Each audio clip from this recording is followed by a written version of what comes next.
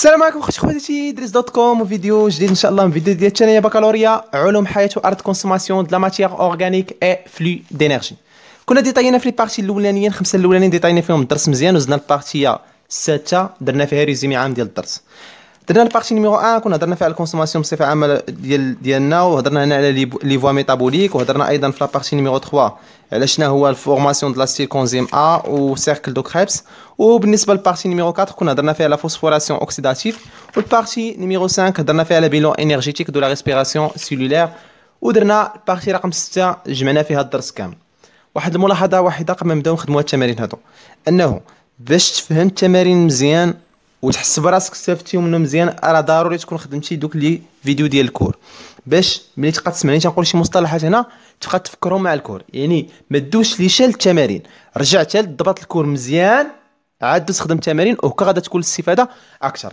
الوغ نبداو على بركه الله مع التمرين رقم 1 او يطلع قدامكم في الشاشه، نحاولوا نبداو معاه. Exercice numéro 1. Donné. On réalise une expérience dont les étapes sont suivantes. نقوم بتجربة حيث المراحل هي كالتالي. Au temps T0, une suspension de mitochondries isolée à partir de solide voie واحد المجموعة ديال الميتوكوندريات معزولة من خلايا الكبد est placée dans l'enceinte riche en O2 موضوعة في واحد الحوجلة مغمورة بالO2 d'un réacteur biocell. Appareil permet la réalisation des expériences de biologie cellulaire. واحد l'appareil اللي كتمكننا نراقبوها من خلالها هاد لا سيلول ديالنا. On ajoute des glucoses à la suspension au temps T1 et l'acide pyruvique au temps T2. في temps T1 زدنا glucose وفي temps T2 غنزيدو l'acide de pyruvique، غنزيدو حمض البيروفيك. On suit l'évolution de la concentration de O2 sur l'écran d'un ordinateur. كنتبعو داك التغيرات ديال التركيز ديال O2 على واحد الشاشة ديال واحد الحاسوب. Ordinateur relié au réacteur biocell. Les résultats sont traduits par le graphe de la figure 2. والنتائج كتبان لنا في هذا الشكل رقم 2 كما كيبان لكم هنايا. السؤال رقم 1 هو الاولاني غنبداو به في الورقه ديالنا. الو كما شفنا في التمرين ديالنا غناخذوا واحد لي ميتوكوندري ديال واحد لا سيلول، ما غاديش ناخذوا لا سيلول كامله، لا حنا غناخذوا ليها غا لي ميتوكوندري ديالها. كما كنعرفوا ودوينا في لابارتي نيميرو 1 قلنا بانه لا سيلول كتكون من نوايو من دي ميتوكوندري فاغيول واهم حاجه هي اليالوبلازم. ولكن حنا في الدرس ديالنا كما لاحظتوا كنا قرينا على جوج حوايج، قرينا على الميتوكوندري واليالوبلازم. اليالوبلازم اللي قلنا كيوقع فيه الجليكوليز اللي هو نحيل الجليكوز، وعدينا في الميتوكوندري غيوقعوا لنا في دوك المراحل ديال لا ريسبيراسيون ثلاثه الاخرين. حنا قال لك حيدنا كاع هادشي هذا وحافظنا فقط على لي ميتوكوندري. يعني في التجربه ديالنا دابا حنا في التمرين خدينا غير لي ميتوكوندري بوحدهم مزيان، خدينا دوك لي ميتوكوندري ودرنا فيهم واحد جهاز باش نراقبوا فيهم لا كونسونطراسيون دو او2 كيفاش كتغير. حنا دوك لي ميتوكوندري غنبقاو نزيدو لهم بعض العناصر وغنبقاو نشوفوا شنو غيبقى يطرى ليا الاو2، واش غيبقى يتزاد ولا غيبقى ينقص مع لو طون ديالنا.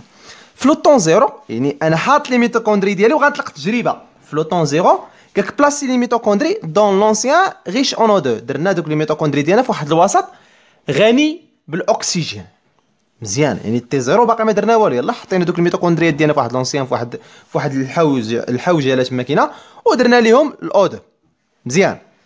تي 1 شنو زدنا في تي 1؟ ها هو تي 1 هو هذا، طلع معايا بالمسطره هنا الا لاحظتي معايا هنا بالمسطره فان تي 1 هو هذا. قالك زدنا الجليكوز، زدنا الجليكوز في تي 1 مزيان. في تي 2 اجوتي لاسيد بيروفيك وفي المرحله رقم في الزمن الثاني غادي نزيدو حمض البيروفيك. بلاتي في تي 0 درناها في الوازوط وفي الاكسجين، في تي 1 زدنا الجليكوز وفي تي 2 زدنا لاسيد بيروفيك. شو قالك في السؤال رقم 1 à partir des graphes de la figure 2 décrivez l'évolution de la concentration de 2 انطلاقا من الشكل الثاني هذا قم بوصف ليفوليسيون. يعني شوف هنا كنوصيك طريقه قراءه السؤال مهمه بزاف. انا شنو طالب مني انت في التمرين؟ طالب مني انني نديكريفي، يعني انني نقوم بوصف ليفوليسيون تطور دو لا كونسونطراسيون دو 2. يعني السؤال رقم 1 هو توصف تطور لا كونسونطراسيون دو 2 التركيز ديال او 2.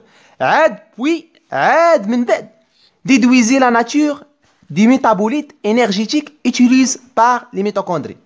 بلاتي هاد السؤال رقم 1 راه فيه جوج ديال الاسئله. انا راه لا يهمني التمرين في حتى شي حاجه اكثر ما يهمني انك تكتسب واحد القدرات حول الطريقه ديال الاجابه ديالكم على التمارين. يعني تكتسب واحد المهارات كيفاش انت غادي تتعامل مع السؤال بحال هذا نهار الامتحان الوطني مثلا ولا نهار الفرض. اول حاجه غتحاول تقسم الاسئله ديالك وتعلم ليا هذوك لي كيسيون اللي تيكونوا اصلا في الوطني تيكونوا مكتوبين بخط غليظ. يعني ها الوطنيات باش زوينين بيان سيغ راه باقيين دي فيديو ديال الوطنيات بزاف غنصحوا فيهم وطنيات ديال هاد الدرس هذا. دونك كتلقى الاسئله ديكريفي، يعني في الاول غدير الوصف، عاد من بعد غدير واحد الاستنتاج على نوع ديال هاد لي ميتابوليت. هاد القضيه دي راه مهمه بزاف، لانه باش تاخذ نقطه ديال كامله خاصك تجاوب على الاسئلتين معا، وكل سؤال غتعطيه حقه وما تنسى حتى شي حاجه. دوك نبداو على بركه الله كيفاش غادي دير انت الوصف المبيان بصفه عامه. دونك تبع معايا باش كتبدا ديما في لي غراف. اول حاجه كتبدا بها ديما فيما تبغي دير شي وصف لشي شكل ولا اي مبيان، اول حاجه كتبدا بها هي لا بريزونطاسيون او ما يسمى بالتقديم ديال الشيما ديالك او ديال الغراف ديالك. يعني كدير واحد التقديم لذاك المنحنى. كيفاش هاد القضيه ديال التقديم؟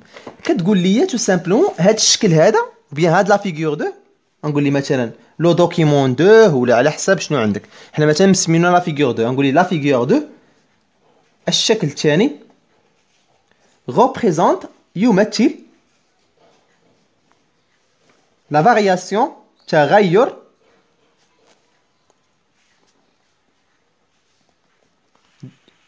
de la concentration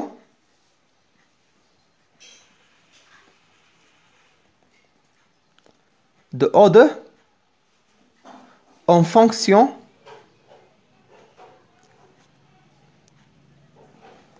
du temps. شنو هي اللي درت دابا؟ هذه كتسمى انتروداكسيون او بيان كتسمى بريزونطاسيون ديال لو دوكيمون ديالك. يعني كدير واحد التقديم للوثيقه، كتقول هاد الوثيقه اش كتمثلي. ديما كتاخذ شنو عندك في هذا المنحنى هذا بدلاله شنو عندك هنا. كتقولي مثلا لا فيغور دو ريبريزونت الشكل الثاني يمثل تطور تركيز الاو 2 بدلاله الزمن. مزيان. دابا عاد ندوز كيفاش نتعامل مع الجراف. اول حاجه نوصيكم عليها بالنسبه لي جراف. لاحظ معايا بانه الجراف مقسم لي على شكل ازمنه. شوف في الزمن تي زيرو قلنا حطينا لي ميتوكوندري في واحد الوسط فيه الاكسجين. في الزمن تي واحد يعني هنا زدنا الجليكوز. السؤال اللي نسولكم، واش بان لكم كاين شي تطور في هاد تي واحد هذا؟ شوف معايا تي واحد مزيان، واش كاين شي تطور هنايا؟ لا، بقى داكشي كونستانت. ملي وصلنا لتي دو شنو زدنا؟ لاسيد بيروفيك. ملي زدنا حمض البيروفيك شنو وقع ليا؟ لا كونسونطراسيون دو او 2 بدات كتنقص. يعني هنا في الزمن تي 2 بشويه عليك. مره اخرى في تي زيرو حنا يلاه حطينا الميتوكوندري في الوسط ديالنا، ما كاين حتى شي تغير ديال لا كونسونطراسيون دو او 2 من تي زيرو حتى تي واحد ما يوقع والو، ومن تي واحد لتي جوج واخا زدت الجليكوز ما طرا حتى شي تغيير. حتى تي جوج ملي ضفنا شنو؟ ملي ضفنا لاسيد بيروفيك عاد لا كونسونطراسيون بدات غادا وكتنقص ليا مع المده. مزيان. هذه اول ملاحظه. يعني انا غيكفيني فقط نهز هادشي هذا ونحطو ليه هنايا. يعني اش غادي نقول ليه تو سامبلومون؟ دونك انا شو كي غادي نبدا نقول ليه اون رومارك كو، يعني غنبدا ليه دابا بالوصف دابا باش كتبين لي بانه ما بين التقديم وما بين الرومارك. يعني انا غنبدا لك دابا ماشي في التقديم، دابا غنبدا لك دابا في التحليل ديال المبيان. غنبدا ليه اون رومارك كو نلاحظ ان، تبع معايا، دو تي زيرو ا تي 2 كيفاش كيبان لكم لا كونسونطراسيون ديال او 2 ريست كونستانت ان كيل فالور. كتبان لي هنا 265 عندي هنا 265، يعني فوق منها اش غيكون تقريبا. شوف هنا راه كاين 315، يعني كاين هنا 315. شنو غتجيني ما بيناتهم تقريبا؟ ماشي ما بيناتهم، فوق من هذه شويه. غنقولوا تقريبا 270، يعني تقريبا شي 270. الوحده ميكرومول باغ لتر. يعني نقول ليه بلاتي دو تي 0 à T2 la concentration de E2 reste constante en 270. الوحده ميكرو مول باغ لتر. مزيان. نقول ليه في من اللحظه تي 0 الى تي 2 تركيز الاو 2 بقي ثابتا في الرقم 270، ونعطيه الوحده ديال داك الرقم اللي بقات فيه ثابت مالغري لاجوت دي غليكوز اون تي 1. ها قلت لي بانه التركيز بقى ثابت من تي 0 حتى تي 2 واخا زدنا الجليكوز. وهنا ممكن نقول ليه الاستنتاج ديالي من هذه التجربه هذه. يعني حنايا اش غنقولوا ليه؟ لي ميتوكوندري نو كونسوم با لو او 2 اون ابسون او بيان اون بريزونس دي غليكوز. يعني بانه الميتوكوندريات لا تستهلك الجليكوز. مزيان. حنا راه الهدف ديالنا من التجربه ونعرفوا الميتوكوندري شنو كيستهلكوا، شنو هما المواد اللي كيكونسوميوهم، يعني المواد اللي كيستعملوهم. مزيان. نكتبوا هاد لا غومارك هادي ونزيدو نديرو ليها التحليل مزيان.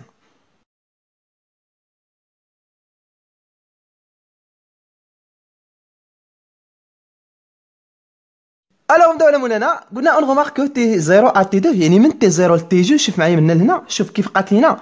قال لك لا كونسونطراسيون دو او 2 ريست كونستونت. شوف كيف بقات ثابته. واخا حنا في تي 1 زدنا شنو في تي 1؟ زدنا الجليكوز malgré l'ajout du glucose en T1. Alors les mitochondries ne consomment pas l'O2 en absence ou en présence des glucose. يعني بانه لي ميتوكوندري ما كتستعملش لينا الأو2 واخا نعطيها الجليكوز. يعني سواء عندها الجليكوز سواء ما عندهاش فهي ما كتستعملش كاع الأو2. مزيان. غندوزو دابا للتحليل الثاني. شوف معايا في تي 2 دابا. lorsque on a ajouté شنو زدنا هنا l'acide pyruvique la concentration de O2 diminue. بلاتي نعاودها مرة أخرى. من تي 0 ل تي 2 ما تغيراتش هي لا كونسونطراسيون دو O2 واخا زدت الجليكوز. ولكن في تي 2 غنقول ليه تي 2 lorsque on a ajouté شنو زدنا l'acide pyruvique la valeur de la concentration de O2 diminue jusqu'à la valeur نقصت لي حتى لأين قيمة 215. مزيان. autant 5 minutes. واش هاد القيم مهمين وخاصك تبقى تدخلهم لي خصوصا في الامتحان الوطني. مهمين بزاف. الا طليتي على التصحيحات كتلقاهم خاصك تذكر دوك القيم وتذكر حتى الازمنه اللي عندك بحال ما هكايا ازمنه. دوك نكتبوا هاد الملاحظه دي ونشرح لكم شنو وقع في هاد التجربه هادي مزيان.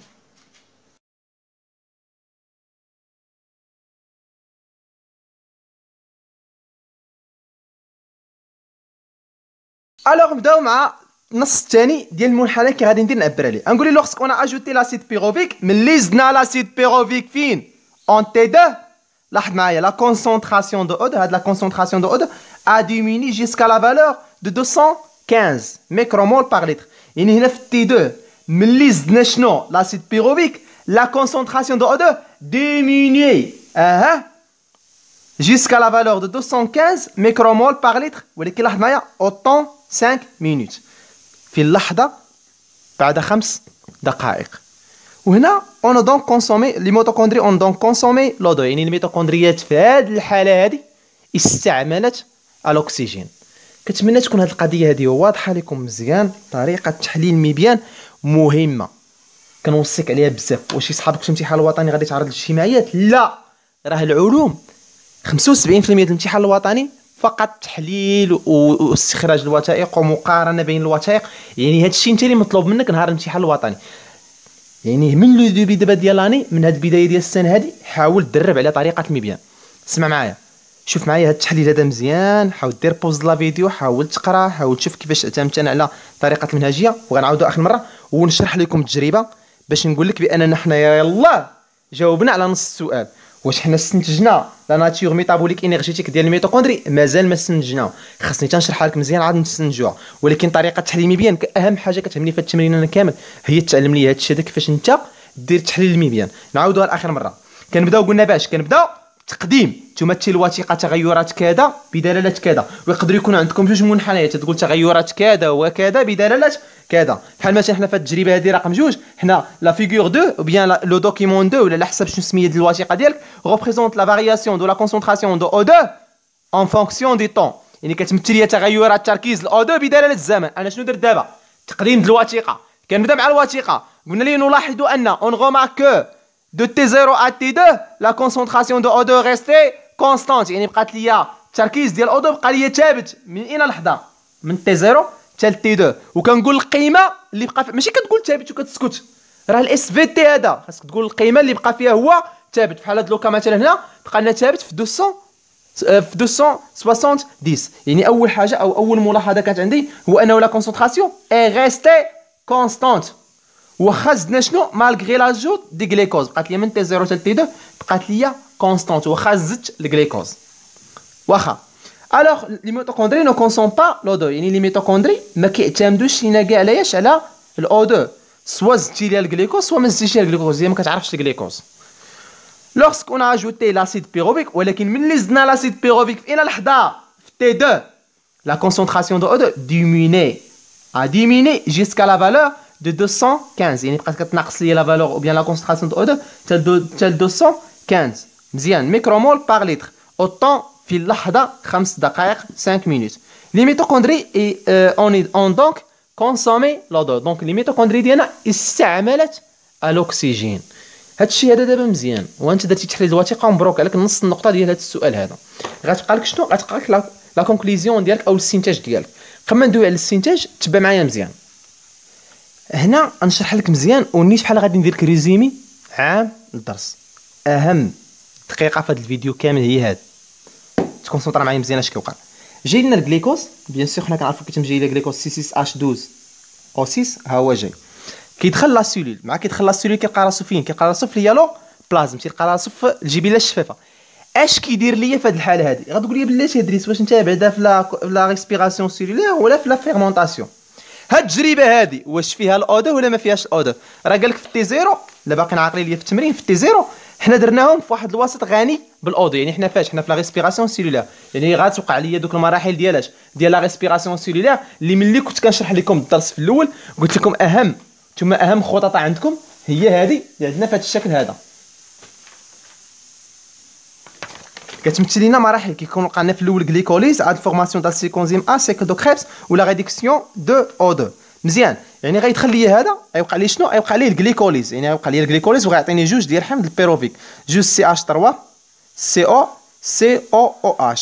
كيما قلت لك صافي راه وضحت لك علاش ما خديتش اسيد لاكتيك ولا ليتانول، علاش ما ونتجاتش هي الحمض اللبني، حيت حنا دابا في لا ريسبيراسيون، يعني غتعطيني جوج ديال حمض البيروفيك.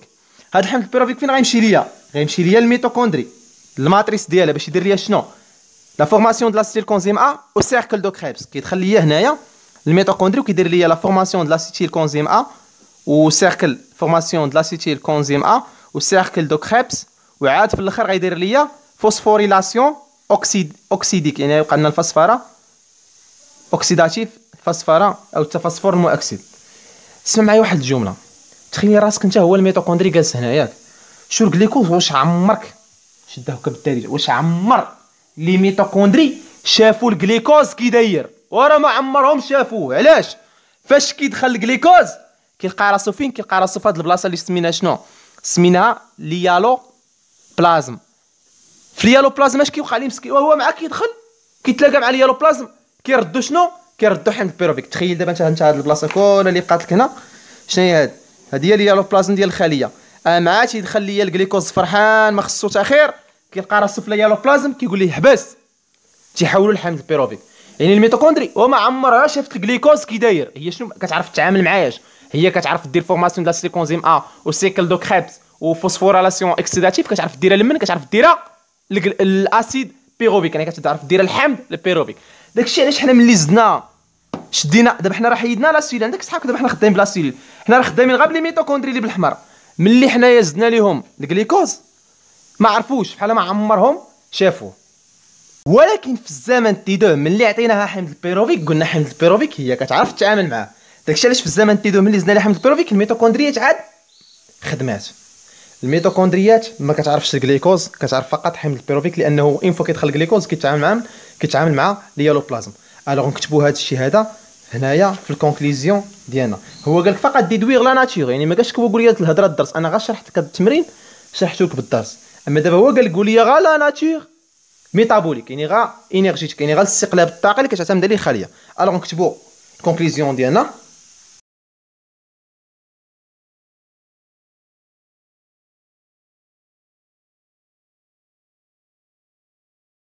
شو لا كونكليزيون ديالنا؟ كونستاسيون ديالنا. اسمع اش غنقول ليه، لي ميتوكوندري نيتيليز با لو غليكوز. الميتوكوندريات ما كيستعملوش الغليكوز كوم ميتابوليت انرجيتيك كمستقلب طاقي، مي اليتيليز لاسيد بيروفيك، ولكنها تستعمل ماذا؟ لاسيد بيروفيك كي ريزولت دو لا غليكوليز الذي هو نتيجة لانحلال الغليكوز. غتقول لي ادريس علاش زدتي الغليكوليز؟ غنقول لك شوف الجواب. الاستاذ خلال التمرين ديالو ما تيقلبش على انه يحصل منك غير 100% على داكشي اللي في الوثيقه، راه تنقول لك انايا 75% ديال الجواب ديالك مركزه على داكشي اللي في الوثيقه، يعني كتبقى واحد النسبه ديال كتبين لي راك فاهم الدرس، كتزيد توعي وكتقول لي انا راني ضابط الدرس ديالي. يعني هذاك لاسيد بيروفيك راه كي ريزولت دو لا غليكوليز، الناتج عن انحلال الغليكوز. الا ما كنتيش ضابط الكور ديالك مزيان غادي تلقى صعوبه كما كنقول لكم في التمرين. الا كنتي ضابط الكور ديالك مزيان غيجيك التمرين ساهل. ولكن اهم حاجه تنقول لك شد معايا انا في هذا التمرين غا الطريقه اللي درت للتحليل الميبيان. اضافه اخيره، شوف الجواب قداش، شوف السؤال قداش. عندك اصحابك نهار الامتحان الوطني غيحاسبك على هاد الارقام اللي زدتيهم ليه، ولكن راه غيحاسبك عليهم ولا نقصتيهم ليه.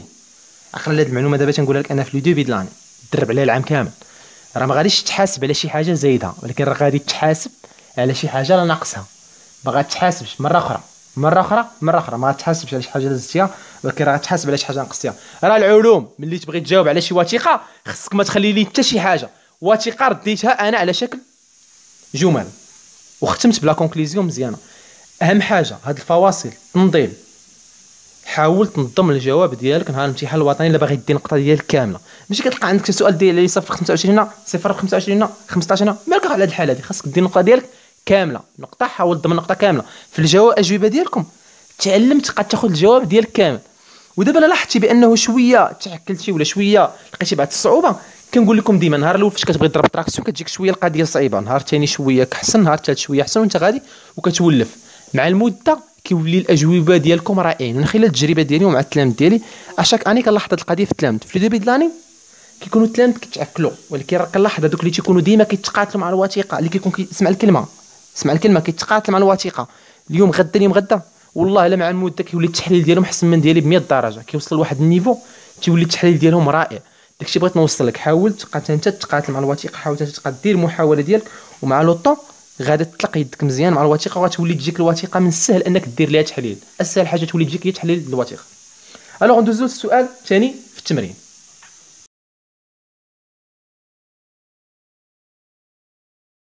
Alors كيما كيبان لكم في الوثيقه ديالنا لا فيغور نيميرو 3 عندنا واحد لا فيغور ريبريزونط لا كونسونطراسيون دو O2 اون بورسونتاج اي لو طو دي ATP. عندي فيها التركيز ديال واحد الO2 وعندي فيها الكميه ديال واحد الATP اللي كتبدل ليا حتى هي.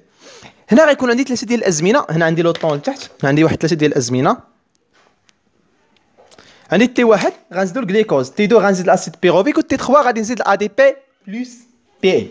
الوغ شو السؤال اش قال لك فيه وتبع معايا مزيان. كي تعلمتي في السؤال الاول بغيتك ديرها نيت في السؤال الثاني. اول حاجه خصك تقسم شحال من سؤال عندك في السؤال، شحال من سؤال عندك داخل هذا السؤال، واش عندك واحد ولا عندك جوج ولا ممكن يكونوا ثلاثه اكسيتيرا. ديتيرميني لو رول، ديتيرميني لو رول. بغينا الدور دي ميتوكوندري دون لا ريسبيراسيون سيلولير، بغينا الدور ديال الميتوكوندري في لا ريسبيراسيون سيلولير. حاول شوف تفهم شويه عليك عاد تكمل السؤال. بغا يفهم شنو هو الدور ديال الميتوكوندري فاش في لا ريسبيراسيون. مزيان انا عقلت عليها. زيد شنو هي التتمه ديال السؤال ديالنا؟ تتمه السؤال قال لك ابارتيغ دو لاناليز، يعني انطلاقا من اناليز دي دوني دو لا فيغور 3، يعني انطلاقا من ماذا؟ وقال لك من تحليل معطيات الوثيقه 3. يعني شنو كاين عاوتاني السؤال الثاني لاناليز، ولكن اسمع راه ابارتيغ يعني انطلاقا، يعني شنو خاصك تسبق في الاول؟ خاصك تسبق الاناليز ديال هاد لا فيغور، دير ليه التحليل كامل تاع اناليزي مزيان عاد دير الاخر. الوغ نبداو على مولانا مع الجواب ديال التمرين هذايا. قبل ما نبدا اسمع هاد الجمله بالزربه. كتلقى مثلا وطني ديال صحاب مثلا بيسي، تمرين فيه بزاف المعطيات، كتلقى جوج الاسئله والتمرين ديك مثلا داك التمرين مثلا واحد مثلا عليه مثلا 5 النقاط او 5 النقاط وجوج اسئله، وكتلقى سؤال عليه نقطه ونص.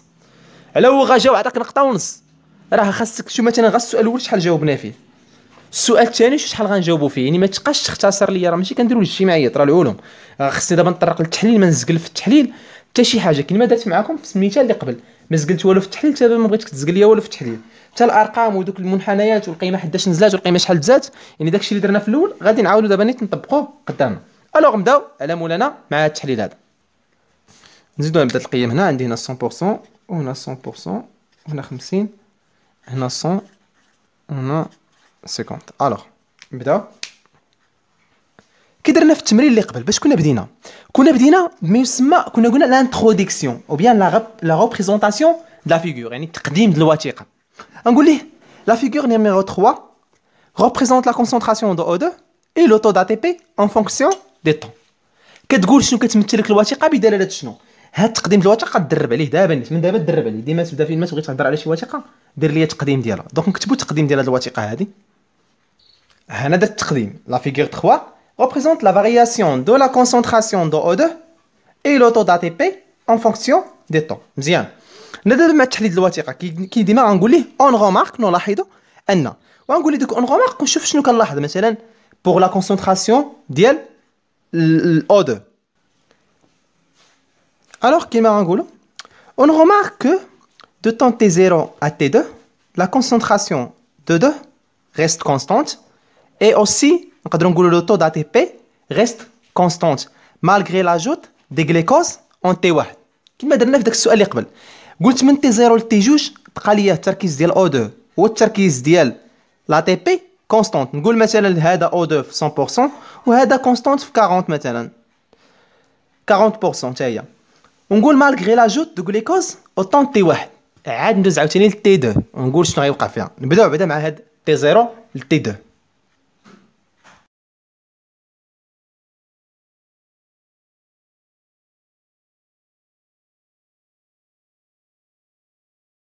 Alors, كما قلنا de T0 à T2 من T0 ل T2 la concentration de O2 la concentration ديال هذا O2 هذا مالها est restée constante à 10%. بقات لي la concentration ديال هذا ثابته في 100%. ها هي لانه هذا الكراف هذا اللي بالخط الازرق كما قلنا كيمثل لنا شنو كيمثل لنا لا كونسونطراسيون دو O2 وهذاك اللي بالخضر خلاص راه كيمثل لنا لا كونسونطراسيون ديال لوطو ديال الATP. دونك غنقولوا la concentration دو O2 est restée constante à 10%. هي بقى 100% بقات لنا ثابته في 100%. et taux d'ATP demeure stable à 40 بواحد الunité utilisable malgré l'ajout des glucoses à T1. يعني واخا زدت انا الجليكوز في T1 بقى ليا la concentration de O2 constante و le taux d'ATP تا هو بقى ليا ثابت. on déduit qu'il n'y a pas consommation de O2. نستنتج انه ليس هناك استهلاك للاكسجين ولا synthèse de ATP par les mitochondries. مزيان يعني ملي كتزيد ليا الجليكوز ما كيدير حتى شي تغيير علينا. رجع معايا عاوتاني لهذا الشكل هذا. واش انا زدت الجليكوز واش عمر الميتوكوندريا شافت الجليكوز كي داير داك الشيء علاش ملي عطيتها الجليكوز ما دارت والو ما عرفاتوش ما عمرها شافتو ما تعاملاتش معاه. غنمشيو دابا للزمن الثاني في T2. لاحظوا معايا في T2 lorsqu'on ajoute l'acide ou lorsqu'on ajoute l'acide pyruvique en T2 شو كيبان لكم on observe une légère diminution de O2. ممكن تقول légère جاني انا حسن يعني نقصان خفيف de la concentration de O2. مزيانه. et une légère augmentation de taux d'ATP يعني واحد الارتفاع خفيف لي taux ديال ATP. on déduit qu'il y a une faible consommation de O2 et peu de synthèse de l'ATP par les mitochondries. ملي زدنا في الزمن ثاني زدنا لاسيد بيروفيك قلنا لي ميتوكوندري كيعرفوا لاسيد بيروفيك ملي انا عطيتو لهم بداو كيستهلوا كل واحد شويه ديال الاكسجين وبداو كيصنعوا لي شويه ديال ATP. نكتبوا هاد المعلومات هادو.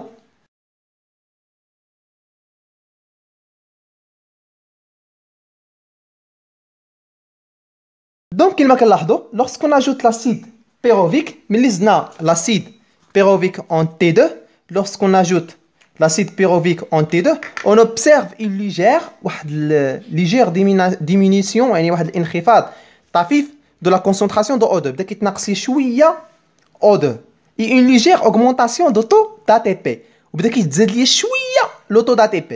on déduit qu'il y a une faible consommation de O2 كاين هناك واحد الاستهلاك طفيف ل O2 et peu de synthèse d'ATP وبعد التكوين ديال الATP par les mitochondries بواسطه الميتوكوندريات. مزيان شنو باقي لينا؟ باقي لينا اخر تحليل اللي هو التحليل ديال اللحظه T3 و T3 سهله في التحليل ديالها. غنقولوا tout simplement quand on ajoute ADP plus PI au temps T3 شنو وقع لينا؟ on remarque une diminution importante de la concentration de O2 jusqu'à la valeur de 40%. une augmentation importante de taux d'ATP jusqu'à la valeur نقدروا نقولوا هنا ماشي 100% لانه هي نقدروا نقولوا 100% ولا نقولوا مثلا 95% لانه ما كانش طالع حتى 100% في الشكل. الا طلع قدامكم الشكل مره اخرى غتبان لكم راه ماشي 100% تقريبا. حنا ناخذوها 40 ناخذوها 95% ناخذوها مثلا 95%. هادشي اللي كاين لنا بالنسبه لهاد الفقره نكتبوها.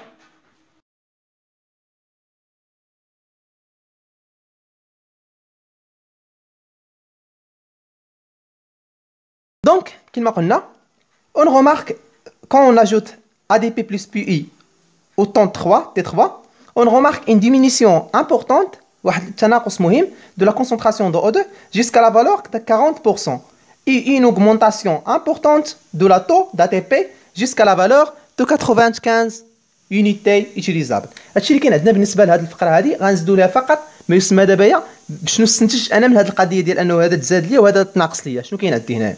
ملي هذاك تزاد بزاف والاخر نقص بزاف، اش غادي نقولوا؟ غنقولوا اون ديدوي كيليا اون فورت كونسوماسيون دو او 2 اي ان سانتيز امبورطون داتي بي بار لي ميتوكوندري. مزيان. وعاد ديك الساعه ندير الختام ديالي او الريزومي ديالي العام. ناخذ شي ورقه ليها.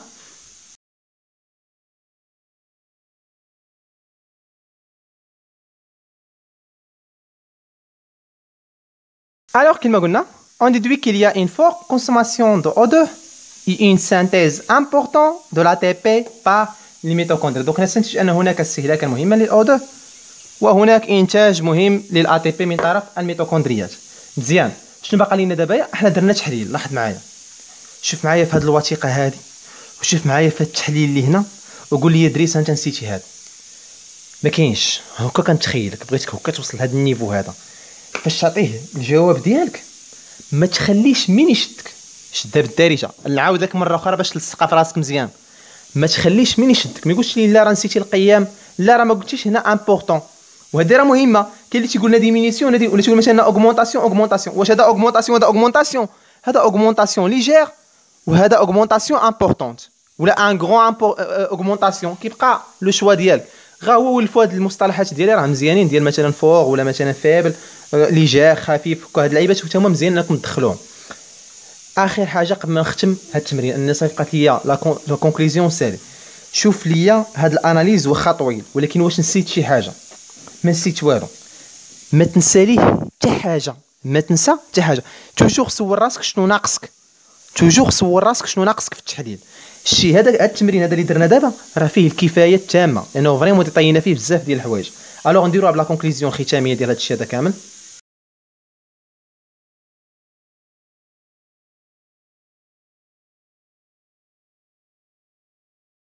Alors, باش نديرو واحد لا كونكلوزيون باش نجاوبو على déterminer le rôle de la mitochondrie pour la respiration cellulaire. Au niveau des mitochondries, il y a consommation de O2 et l'acide pyruvique et de l'ATP. هادشي حنا كنعرفوا ADP plus PI. Ce que permet la synthèse de l'ATP. هادشي هذا كامل اللي كنديرو la consommation de O2, l'acide pyruvique ou l'ADP plus PI se permet la synthèse de l'ATP. أو ما يسمى phosphorylation d'ATP باش أننا نديرو الفوسفورة ديال ATP. Cela représente des aspects d'une étape principale de la respiration cellulaire. هذا يمثل مجموعة من الجوانب من المراحل المهمة ديال la respiration cellulaire appelée oxydation respiratoire. وهادشي اللي كاين عندنا بالنسبة للتمرين هذا. ها هو التمرين الشامل للدرس كله. فيه فقط ما يسمى بالتحليل ديال الجانب الأول كنا درنا فيه ديك الوثيقة رقم 1 وهذه الوثيقة رقم 2 وهذه الوثيقة رقم 3 وكان فريمون تمرين شامل للدرس ديال la respiration سيلولير. وهادشي اللي كاين عندنا بالنسبه لهذا الفيديو او هاد لابارتي هادي. باقي لينا فيديو ديال امتحان وطني اللي غيكون من وراء هذا ليشان. خصك اخر حاجه باغي النقطه ديالك باغي تزقل والو ما تزقل والو في التحليل. تخيل دائما قديما تسول راسك داك السؤال شنو ناقصني. من تسالي التحليل قول شنو ناقصني. واش ناقصيني الارقام؟ واش ناقصني ما كنتش كنقول اوغمونطاسيون كنت كنقول مثلا اوغمونطاسيون لا هنا اوغمونطاسيون ليجير هنا اوغمونطاسيون امبورطون هنا ارتفاع خفيف هنا ارتفاع مهم. شنو ناقصني؟ واش ناقصني مثلا ما دويتش على هذه المرحله ديما تنسالي التحليل ديالي ورجع شنو ناقصني. جامي نتوما جامي تجاوب ديريكتومون في الورقه. تا تجاوب في شي ورقه الوسخ وتلقى راسك عمرتيها بالاسهم نسيت هذه هنا نسيت هذه هنا نسيت هذه هنا عاد نلقى الجواب صحيح. اي حاجه غادي تنساها غادي تحاسب عليها. اي حاجه غادي تزيدها وتكون الزياده مهمه يعني بحال مثلا الارقام هادو ما غاديش تحاسب عليها ولكن الا نقصي غادي تحاسب عليها. هادشي اللي كاين عندنا بالنسبه لهاد لابارتي ديال هاد الفيديو هادي.